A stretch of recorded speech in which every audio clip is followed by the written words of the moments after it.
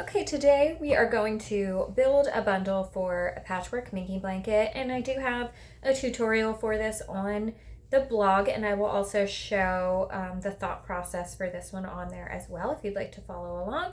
I also will be offering a pattern if you prefer to follow instructions, and it'll be like in my less expensive patterns since it's kind of basic, but if you like someone to guide you through all the principles or you just don't want to think that hard about it, then it comes with all of the instructions to make everything to help you out in two different sizes. So there's a very popular crib size that measures 45 inches by 55 inches, and then I have a throw size which is 60 by 60 inches. And that would all be included along with fabric requirements in that pattern, which I'll link below. But today we are going to talk about building a bundle for a new patchwork minky blanket that I will be creating for a friend who's requested this. And so it's a custom order, and I love doing these for custom orders. They're so fun. I love getting a brief for what the client is looking for. In this case, my friend is ordering it for a family member who's having a little baby, and they wanted to go with a neutral woodland theme. So we found this fabric together, which is adorable. It's got all of the little forest animals on a nice wood grain background, and it's called Woodland Adventures. And all of the other information is cut off, but you can look for that. And again, it's 100% cotton, which I think is really nice when making these baby quilts. So we've got all of these brown tones, black and white, this sort of warm gray tone, and a little bit of red, but I'm mostly going to ignore the red in the mushrooms and just stick with the browns, black and white, and gray tones.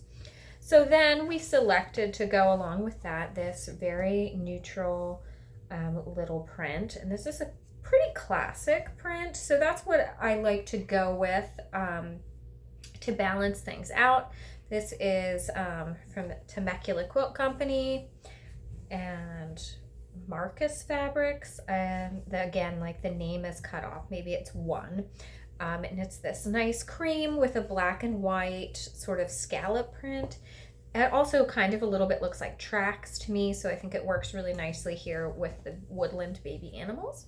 Then I have this gorgeous print that is kind of like, I don't know, like a rock grain texture to me. It's called a First Frost Naturescapes. And again, unfortunately, when you get cuts from the store, part of the copyright information and the titling and stuff is cut off of the selvage, but maybe it's enough for you to look things up or just get a general idea of how I mix the colors and textures. I like this one because it has the browns, it's got a very neutral colorway, it's got black, and it also reminds me, like I said, of like the forest, maybe like a rock formation type of print, and I think it talks back to this really, really well. Then I'm bringing in another wood grain texture. So this is like a larger style wood grain in that gray with the cream. So we're getting all of these colors mixing back. We're pulling back through the wood grain. So that goes really well. Then I have a little floral. I don't think this is too fussy. I do believe it's a little boy, but I find even florals are gender neutral. Everyone can love flowers, right? You maybe don't want to go too frou-frou, but I think something like this where it's a little bit more of a graphic take on a flower works really well.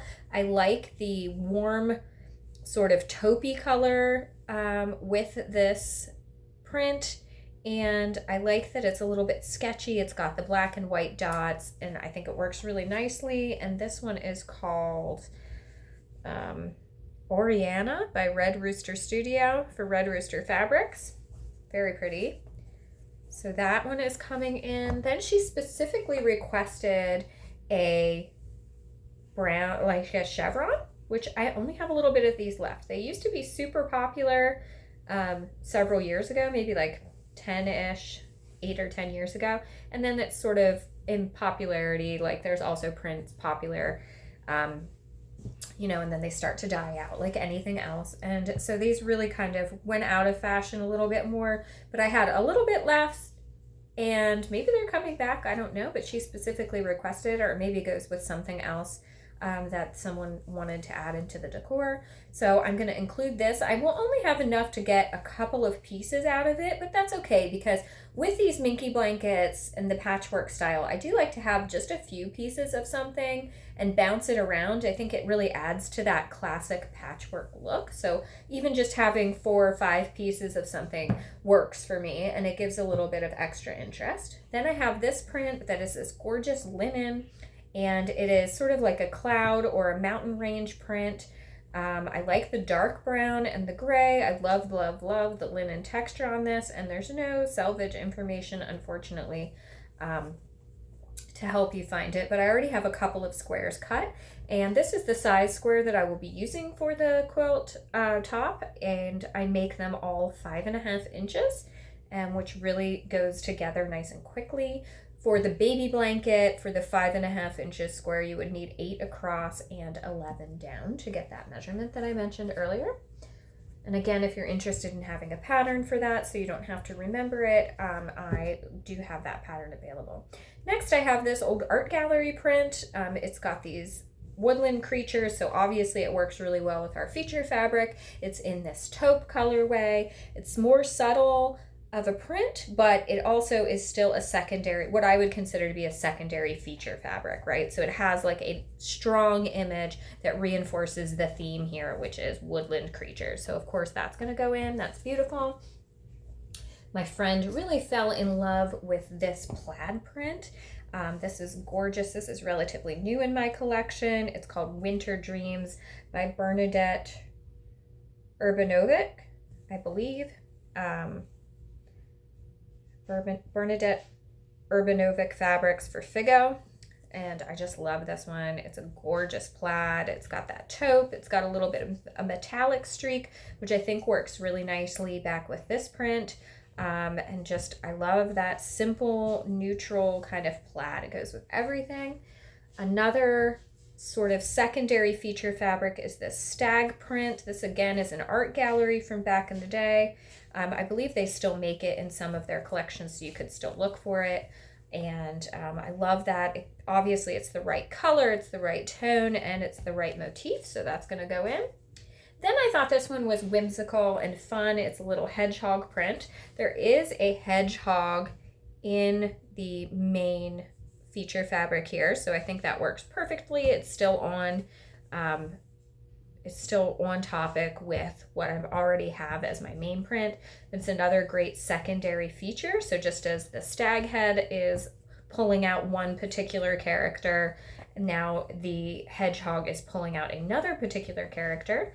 And I believe, yes, this is an old cotton and steel from several years ago by Sarah Watts. It's called Sleep Tight, and I just love it. It's the right color. It's got that warm gray on a cream background, and it's nice and graphic too. I love the stylized sort of quills on the hedgehog. I think that looks really nice.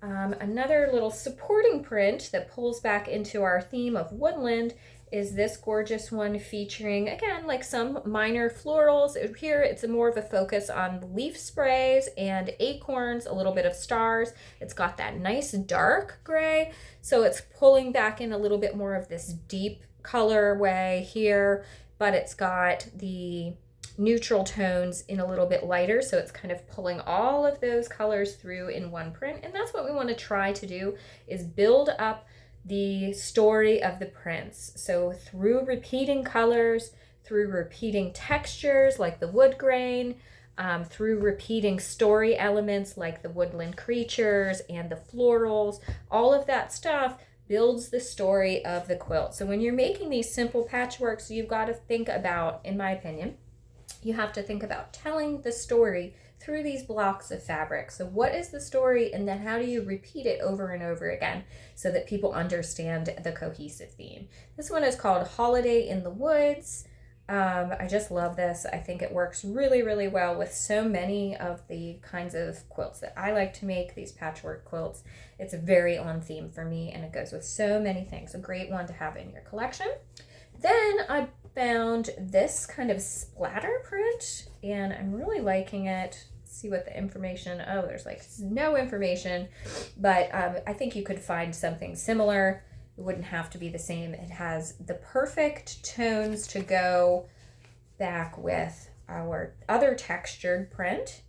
And it's got a little bit more of a red to it that I think just a little bit picks up and highlights the mushroom so it doesn't look like a mistake. Again, there's repeated elements, make it look purposeful in our storytelling.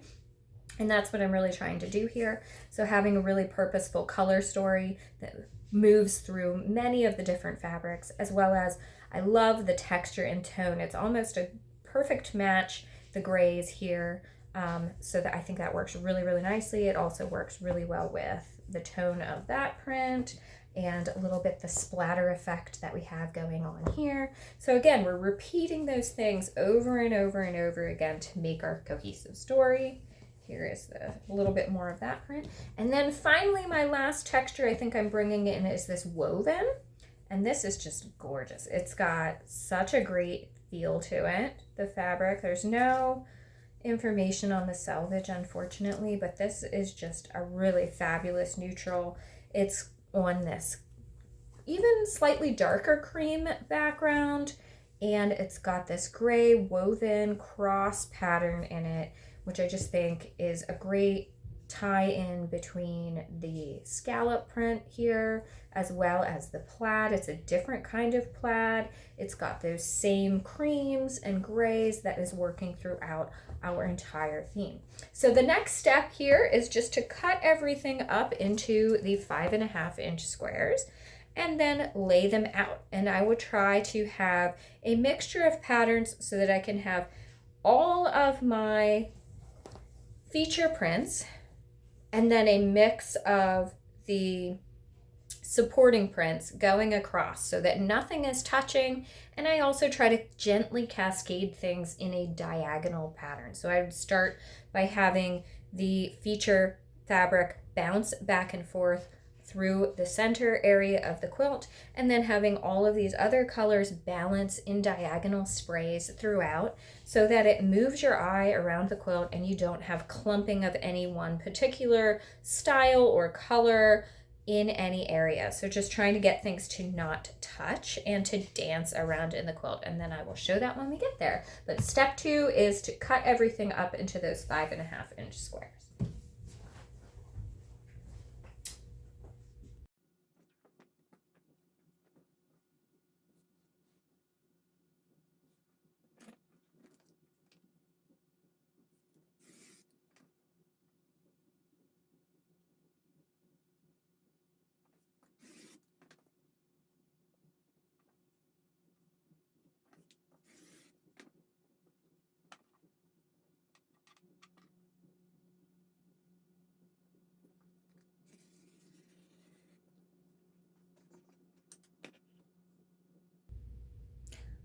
So here I have lined up a 1/2 yard of fabric on my board, and I am just going to cut the whole thing into 5.5-inch squares.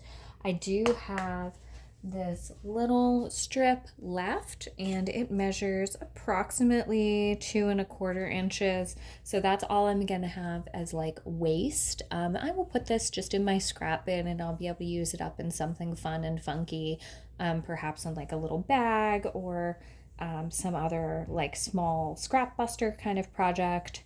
You still have some really cute images, and even with a 1/4 inch seam, you'd still see that little guy's face. So I think that's worth saving, and that's kind of how I judge it. Like, if it's around 2 inches, I probably would use it for something else, and I could add it into something. And if the image would still appear to make sense when you sew across it, then it's worth keeping. Otherwise, I would just toss it out to reduce having extra like not usable scraps, unless I thought I would use like a tiny little piece for like a little stitched card or a postage stamp kind of quilt thing.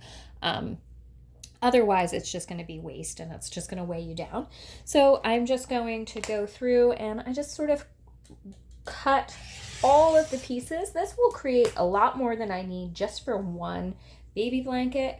but I keep an entire bin full of this sized piece, and then I continuously go back through it and remix them to make my minky blankets. And it makes a really fun individual kind of feeling for each one of them. When I get to these end bits, sometimes I leave them as nice big bricks, and then I could have a larger piece of a feature fabric in a different quilt. So for these, I will save that since I have more than enough of this design already. And from that half yard of fabric, then I'm having 2, 4, 6, 8, 10, 12, 14, 16, 18 blocks to work with for this quilt. And I will have some left over since I really only need to have 11 of them. But I will keep them just in case. It gives me a little bit of more options. And then when I'm done with them, again, I toss them in that bin where they're all the same size. So anytime I want to make a project, one of these patchwork minky blankets, I have a jumping off point, and I can usually mix things together and kind of mix and remix. And then I have 3 bricks that are 5.5 by approximately 10.5. So they will all go in that same bin, and I will use them up in a future project. And then I just continue to go until I've worked my way through all of them. If I have more than a half yard, I would probably only cut 3 strips, so about a half yard's worth, and then I'll leave the rest on there, and I will put this back in my stash pile. And I won't cut like this whole thing. I believe I have like a full yard here. I don't need to have a full yard of this, or yeah, I have quite a bit. So I have a full yard of this. I don't need a full yard to work on this project, nor do I need that many of this to be in my stash pile for the patchwork minky blankets. So I'll just cut off what I think I would need and a little bit of extra. So those 3 strips of 5.5 inches, getting about 20 bricks, 20 blocks, and then I will put the rest of it back. So that's all I'm going to work on right now. And I will jump you ahead to the next part. So you can see our bundle building right here and how lovely all of the colors blend together. But I want to just take a minute while I cut this last piece and talk about something that I think has been like a pretty hot topic lately, but it is buying from people in your community and keeping money local to where you're at. And I just want to touch on that for a minute because it's something that's near and dear to my heart, because not only am I a local craftsperson in my community, but I also believe in buying local and supporting my local shops whenever I can. And I think that's really important, to know the people that you're buying from and supporting people in your community that are trying to have vibrant businesses, because when we make things so impersonal, it is definitely to our own detriment. Then there's no one to hold accountable, because it's just too easy for large businesses and nationwide businesses to skirt the rules on every single thing.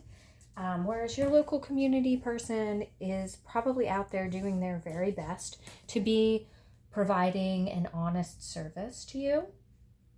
And you can directly know that you're benefiting someone in your life. They're not just a number, right?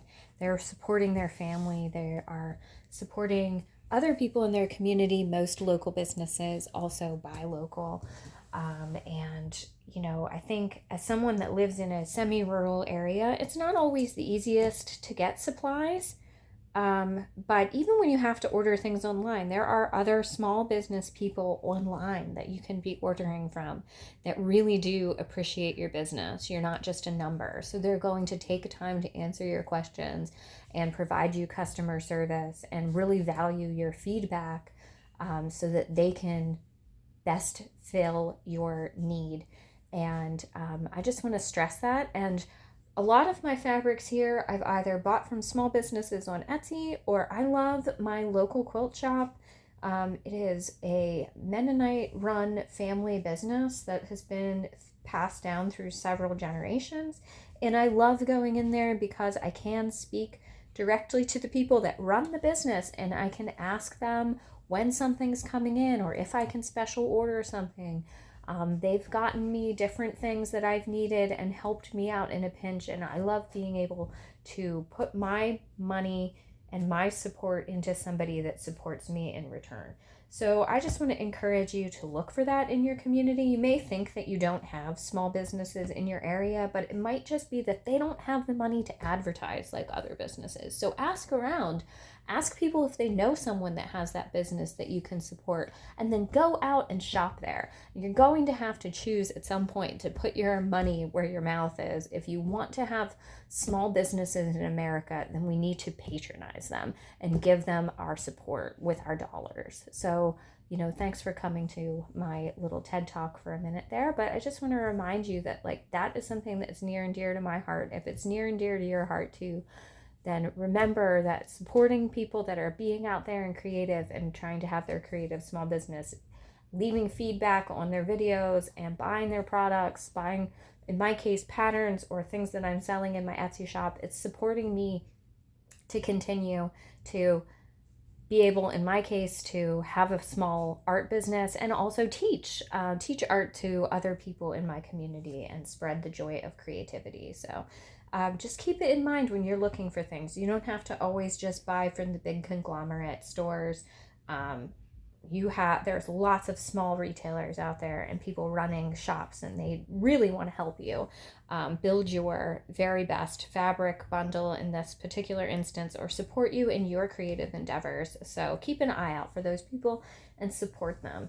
All right, so now we are ready to put all of these together into our different rows and columns, and that's really how I think of it in a graph shape. So rows and columns. So we're going to do columns of 8 and 11 rows, and like I said, we're going to space these out so that we have some of our feature fabrics in every single row and in columns going down sort of in a diagonal spray. And I'm going to start with these main prints that have my feature characters, and then I will fill in with my secondary prints, which is this supporting cast here, and try to blend them all through.